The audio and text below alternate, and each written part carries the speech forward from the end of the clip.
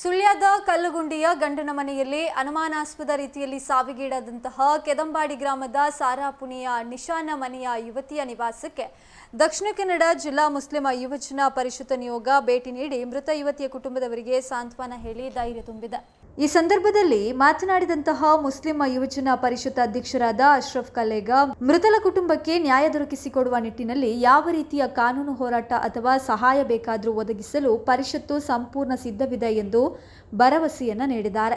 ಈ ಭೇಟಿಯ ವೇಳೆ ಪರಿಷತ್ತಿನ ಪ್ರಧಾನ ಕಾರ್ಯದರ್ಶಿಗಳು ಹಾಗೂ ಪ್ರಮುಖ ಪದಾಧಿಕಾರಿಗಳು ಉಪಸ್ಥಿತರಿದ್ದರು. ಇನ್ನು ದಕ್ಷಿಣ ಕನ್ನಡ ಜಿಲ್ಲಾ ಮುಸ್ಲಿಂ ಯುವಜನ ಪರಿಷತ್ ಅಧ್ಯಕ್ಷರಾದ ಅಶ್ರಫ್ ಕಲ್ಲೇಗ, ಯುವಜನ ಪರಿಷತ್ನ ಕಾರ್ಯದರ್ಶಿ ಬಶೀರ್ ಪರ್ಲಡ್ಕ, ಪ್ರಮುಖರಾದ ಅನೀಫ್ ಬಗ್ಗುಮೂಲೆ, ಸಿದ್ದಿಕ್ ಸೂರ್ಯ, ರಸೀದ್ ಮುರಾ, ಇಬ್ರಾಹಿಂ ಬಾತೀಶಾ, ಆಸಿಫ್ ಮುಕ್ವೆ, ಇಲಿಯಾಸ್ ಪೊಳ್ಯ, ಆಸಿಫ್ ಉಪ್ಪಿನಂಗಡಿ ಎಂಬಿ, ಇಸ್ಮಾಯಿಲ್ ಬಲ್ನಾಡು ಮತ್ತು ಫಾರೂಕ್ ಕಡ್ತಿಮಾರು, ಮೊಹಮ್ಮದ್ ಅಲಿ ಹಾಗೂ ಇತರರು ಉಪಸ್ಥಿತರಿದ್ದರು.